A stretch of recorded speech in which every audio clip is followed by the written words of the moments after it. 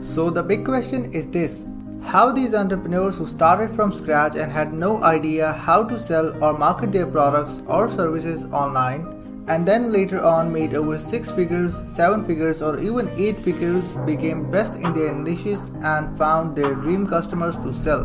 My name is RJ Ahmed and find this all out in our Interviews with Entrepreneurs show. I interviewed these entrepreneurs and tried to pick their brain of how they actually did that and how they took their business as well as their life to the next level.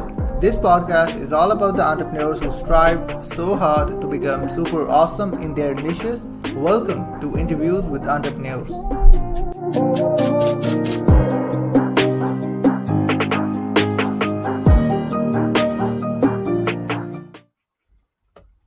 Welcome to Interviews with Entrepreneurs show where we interview entrepreneurs who are super awesome in their niches.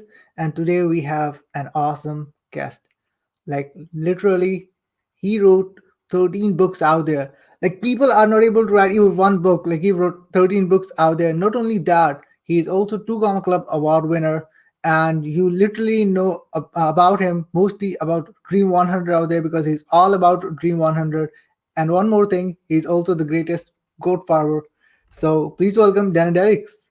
Hey, what's going on, everybody? Hey Dana, thank you so much for hopping on the show. Thank you so much for your time. Oh, I'm stoked to be here. Super excited. Thank you for having me, RJ.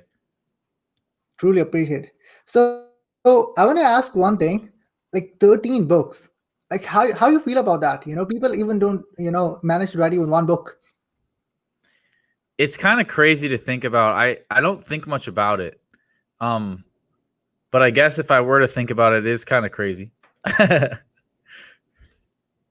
Yeah, absolutely. And yeah, guys, like thank you so much for jumping on live. The people who jumping on live, use hashtag live. The people who are jumping on replay, use hashtag replay out there. And yeah, guys, if you stick to the end, I have a special giveaway for you guys as well. So yeah, be sure to stick to the end. So so like what was the very first time that you realized, now I'm gonna go in and I'm gonna write my very first book? Because you created your skill in copywriting, but what was the time that you realized, okay, you're gonna go in and write your first book? So this is like a decade ago. I was doing a service as a freelancer, and I started getting really burnt out. I was trading time for dollars, and I was getting just way too overwhelmed with all of the amount of projects I had on my plate. So I figured I needed to figure out a way to turn this into a scalable thing. And I didn't know at the time how to create an agency or how to outsource it. And I also I thought about doing a course. I didn't know how to put a course together. So then the last resort, I knew how to write. Writing was my service. So I'm like, well, why don't I just write a book, right? So basically what I did is I took my service where I was catching fish for somebody. And instead I wrote the book that taught them how to fish. And that's how the first book I wrote was kind of came about.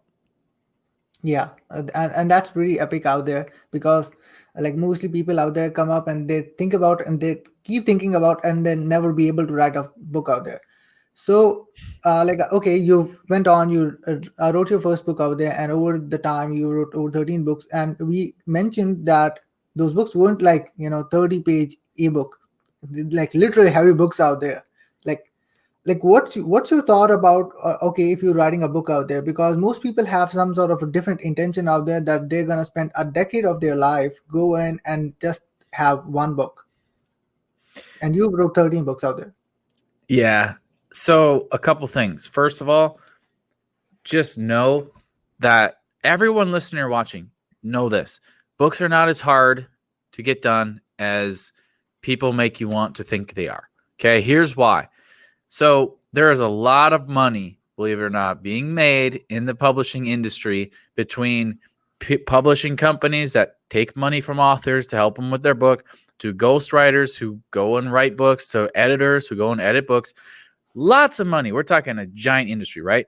And the industry is able to make more money by convincing us, authors or aspiring authors, that it's really hard to write a book, and that if we don't use them, we're not going to write a good book. And it's the same narrative that big tobacco uses to get people to keep smoking. What do they make us believe? It's impossible to quit smoking. I'm not going to say it's easy to quit smoking or easy to write a book, but it is not as hard as, like, if you could see this stack on my desk, 13 books. I'm a goat farmer. Like, it is obviously not that hard to get books written. So I think that's the most important empowerment to you as the aspiring author or the author. Just know it's not that hard. Okay.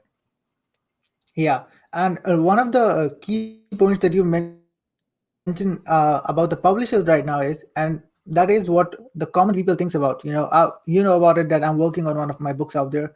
So I was discussing with one of my friends, and he was talking about, hey, I have a publisher. I was like, nah, we don't need a publisher out there. Just keep them away. We don't need such type of publisher out there in our way out there. Hello. So that was one of the key points out there. And the latest book that you've come up, which is One Week Author out there, which is a crazy book. I like truly admire the way that you write the book out there. It's like forcing myself to read it in like one day and then read it again. And there's so many things that I've read and so many things I've noticed that people just don't understand is, like, for example, you've able to wrote 13 books out there. People don't able to write even one book, and book are something that are considered an authority something. Like, why do you think people are not even able to write even a single book? Some people spend decade, okay, they spend their time and they've done that even after a decade or so. Why people are not like even able to write a book even though they want to? So there's lots of factors. I think one of the big factors is that they think it has to be perfect. And, to me, they need to be as good as you can make them, right? Like, they're not going to be perfect. Nothing is perfect. Have any of you ever went to a movie before and it wasn't very good? Of course. Have you ever read a book before that wasn't very good? Of course. Right. So Yeah. it's not going to be perfect. And I'm not promoting someone not putting out a good book, but it can't ever be perfect. And I think that holds a lot of people back. They second guess themselves. And then, so that's like the first one of the many reasons. Another big reason, I think, is because people don't have good book writing systems to follow. Like, they just sit, and I was guilty of this too for my first like 4 books. They just sit at a Microsoft Word document and then they watch the cursor blink, and it's like maddening. They don't have a process or a system to follow to extract the book from their brain and then to put it on those pages in a quick, like systematic, efficient way. So those are 2 big things that come to mind right away. Yeah, and that is pretty huge because like these are the one of the main things out there that that stops them, and they're like, we want to write a book, but we just don't know if it's gonna work or not, and they get stuck with that thing. So throughout the journey, that like when I joined into space and I saw you and I saw your stories and the rest of the things out there, you've grown over your comfort zone. You know, you went on even on Russell Brunson's inner circle. You used to see all of the millionaires out there, and you started to get into that particular space and started to get out of your comfort zone. So one thing that I want to ask is, and that is most common for every single person out there, even though they are in book writing or either they are dream 100 people, they're like, I just don't know what other person gonna respond. Why you think so that people just don't get out of their comfort zone? Like, what makes them stop for getting out of their comfort zone, regardless whatever the thing is? Wow, what a really good question. So let me just preface this by saying, guys, like, I don't belong where I am a lot of the time. So when I stepped foot for the first time, I walked into like Russell Brunson's inner circle mastermind, his actual physical office and the room where they meet. I didn't know. I'm like, I don't belong in here. Like, I'm just this farmer from Wisconsin that that guy's from Laguna Beach. He's from San Francisco. She's from Vegas. Like, he's from Miami. Like, I'm from little town in Wisconsin, like, that no one knows. Like, how did I get here? So I get it. It is uncomfortable.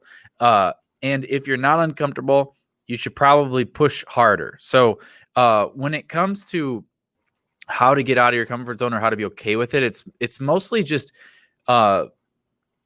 putting in the 10,000 hours of research, right? So getting really good at something and then convincing yourself that you are really good at it, and then going and doing a lot.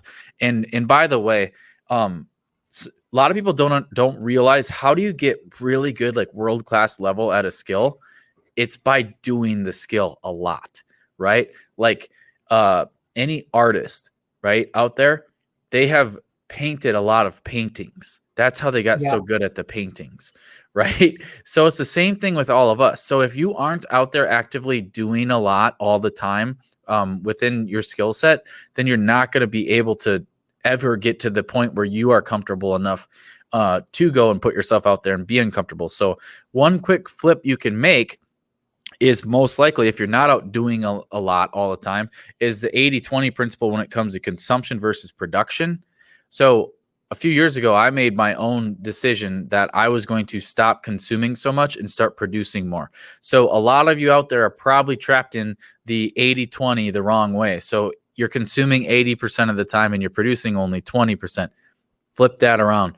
Produce 80% and consume 20, and I guarantee you'll get to where you're going a lot faster.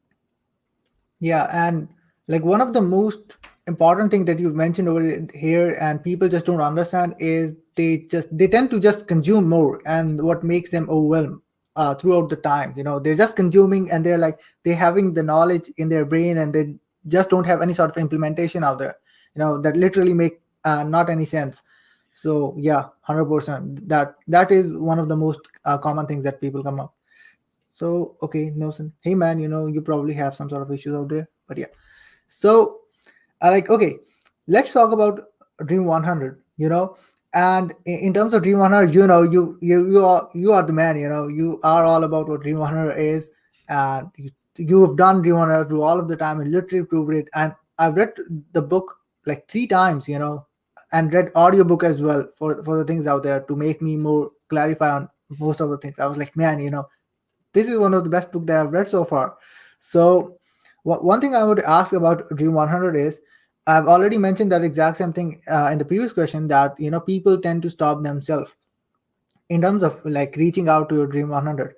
So, like at one point when people are going for reaching out to Dream 100 out there, they have a different sort of mentality when they're reaching out. They are like, ah, my God, I'm gonna just go in and ask. What do you think is the best way to go in and nurture your Dream 100 out there, so that you can go in and create relations, not like go in and ask? How people can go in and create relations out there? How they can nurture? Yeah, great question. And shockingly, a lot of people do this wrong. I'm sure you've been on the receiving end of people doing it wrong as well. And I've seen it all. But here's what doing it. I'll explain both. So doing it wrong, and I like to use a dating analogy. So doing it wrong is like, at the end of the night, the guy goes to the bar. What he wants is he wants to go home with a gal. So he's lazy and he knows that it's a numbers game. And if he just, buys enough girls a drink, then one of them will go home with him. Or even he could be even more obnoxious and he could just say, hey, who wants to go home with me tonight? And, if he says it asked enough times, probably awful, but it could work. So that's what a lot of people do, is they just go right for the ask, which is crazy. Instead, what it should look like is it should be a constant value exchange, right? So the same scenario, the guy should go to the bar, looking at genuinely getting to know somebody and genuinely putting an interest in that person and providing value and making them feel comfortable, making them feel special, asking them questions, getting to know about, things about them, and paying good attention to them with no expectation, no condition that anything happens at the end of the night. And in those two scenarios, the person that does the latter is much more likely probably to get something in the end of the night, even if they go through it or not. So that's kind of the same way at the Dream 100 is, you go out and you give value and you give value and you give value, and then you expect nothing in return. And then you end up most times getting a lot more that way than pretty much any other avenue of trying to go and get something minus all the value. So. Yeah, and that's absolutely mind blown, because when I read your book, and I've also posted that quote out there on Facebook. Okay, if your customer is like $1, $100 out there, but your affiliate like worth like a $1 million, why don't you go in and recruit those affiliates out there? Why just don't you go in and nurture those affiliates out there in order to make everything work out? Why are you running for the customers? Why don't you go for that? So yeah, 100%.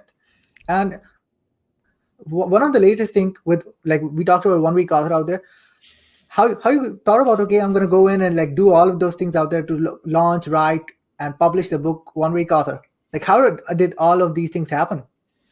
Okay, that's a good question. So pretty much everything I've ever launched or done was because it solved a problem that I was having.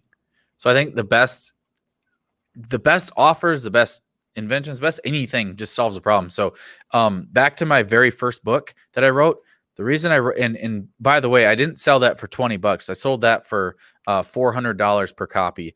And I ended up selling over 1,200, no, it's up to 1,500 copies now in 72 countries at $400 per copy. Okay.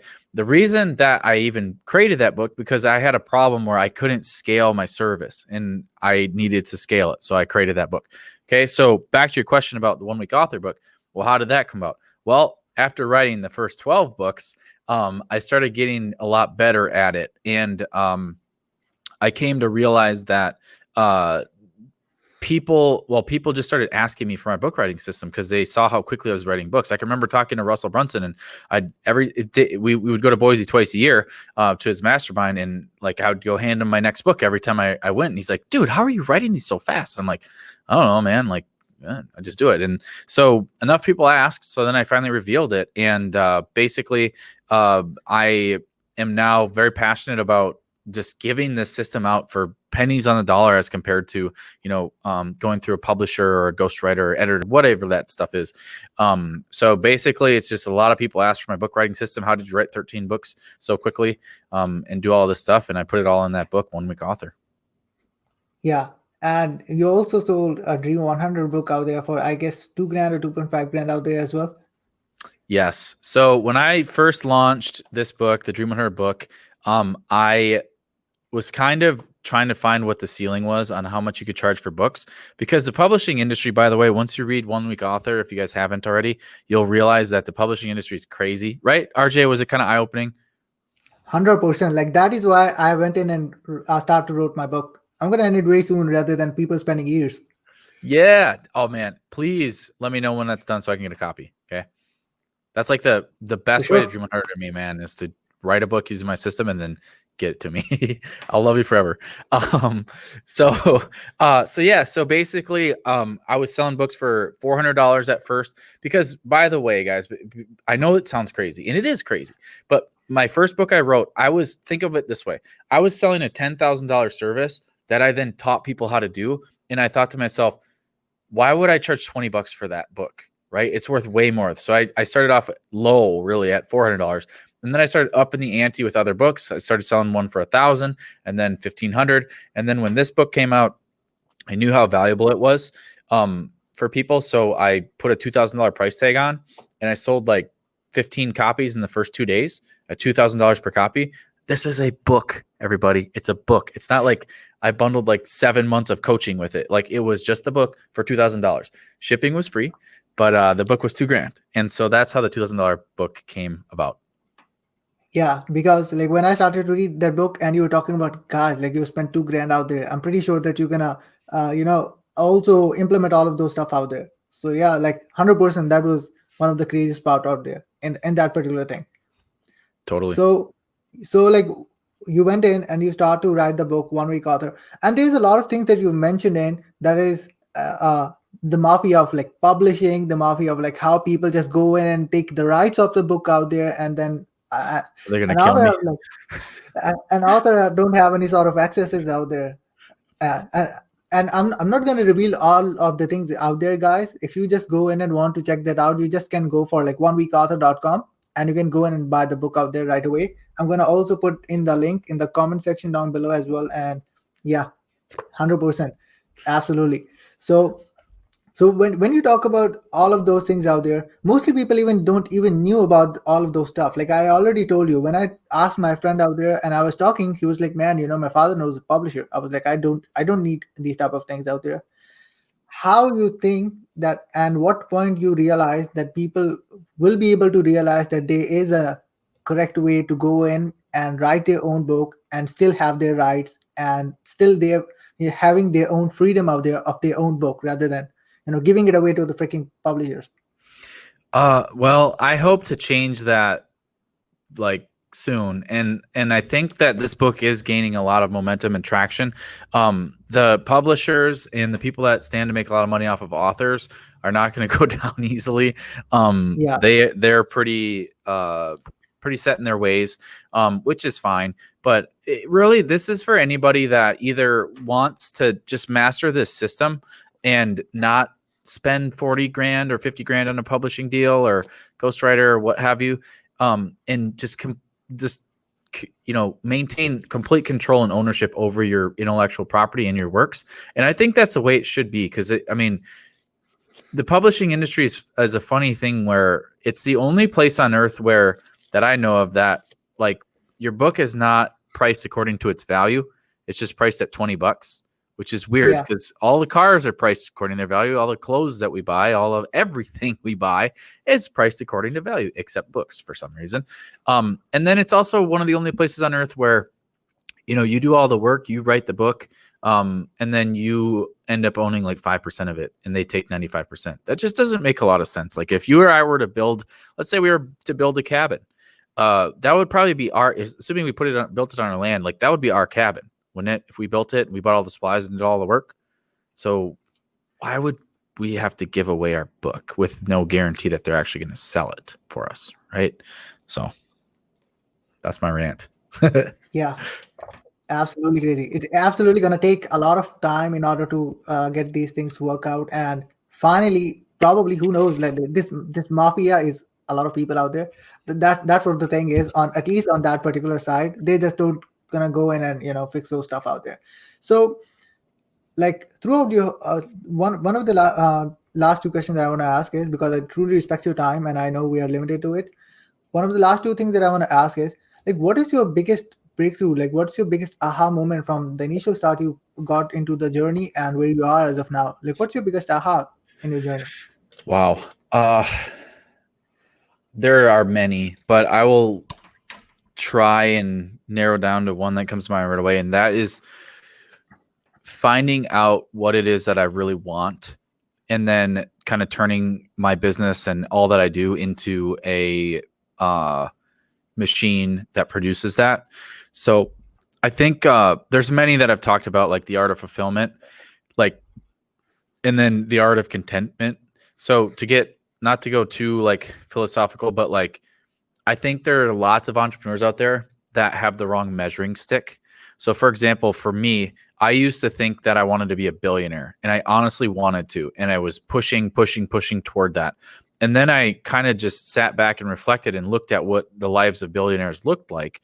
And I came to realize I don't want that, right? Like I want a family. I want to spend time with my kids. I don't want to feel guilty. I don't want to have to not have friends. I don't want to, like not have some sort of normal life like they have to, do in order to maintain that. So what I came to realize eventually was I only need so much to be very happy.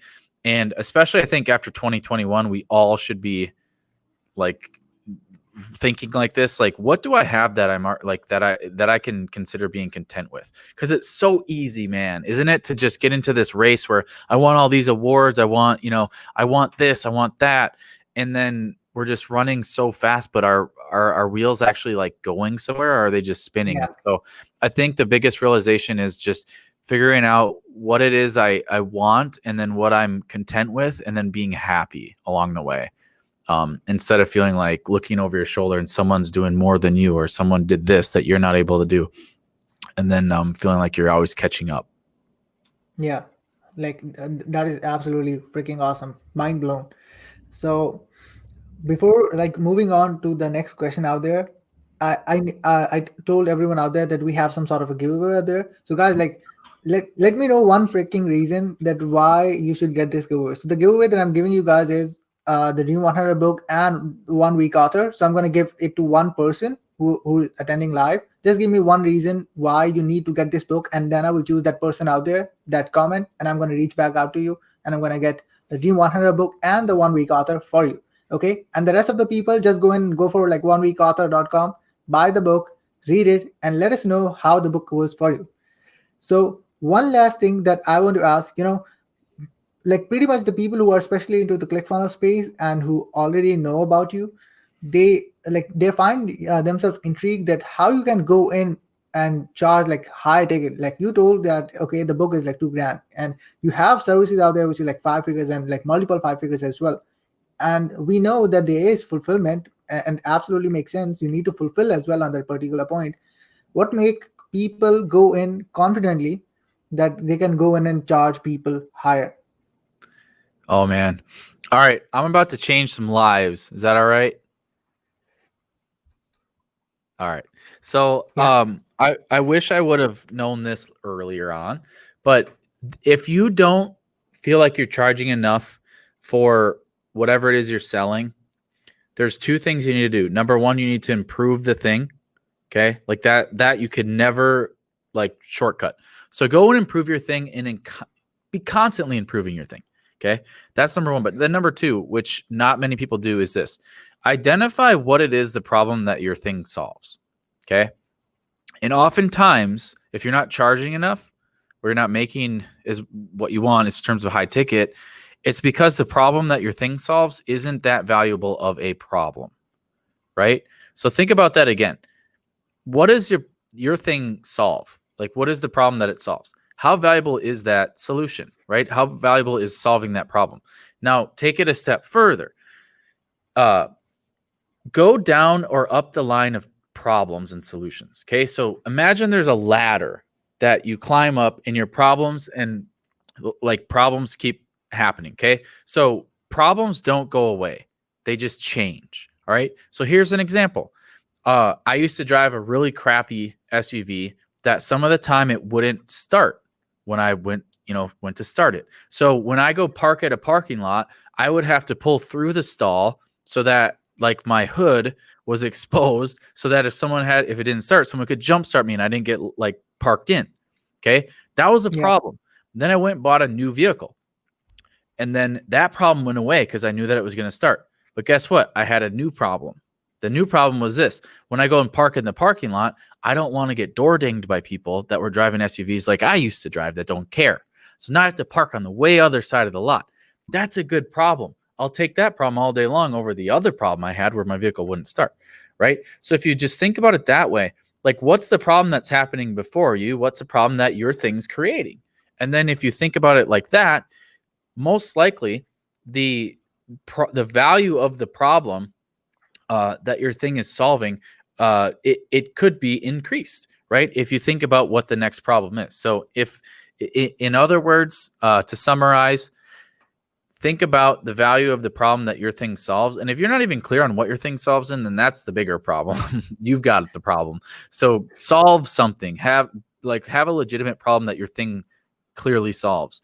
And then think about the value of that problem. And if it's not that valuable, then go solve a different problem. Yeah. Insane. Absolutely. Guys, if you want to charge high ticket, listen to this. Okay. If you haven't listened to it, just go in and watch the replay and listen to it again. Okay. Watch clearly and listen clearly.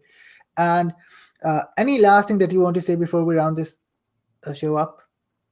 I think anybody that's kind of like starting out and they want to get into the Dream 100, first of all, I would just watch RJ. RJ does an amazing job. He came on my radar like in a very good way. He did it the right way. I talked about earlier the right way and the wrong way. RJ does it the right way, and he does a great job of it. And you have climbed the ranks really quickly because of that, which I noticed this, and it's awesome, and I applaud you for it.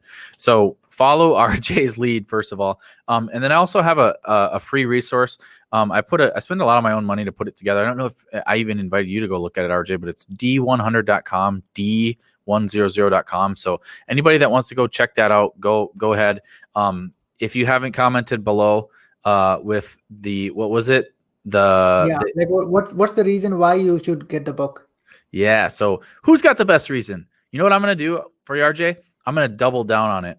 Yeah. So if anybody, I'll go and send the second batch. So you're going to get a copy. What was it? A copy of each of these. Is that right? Yeah.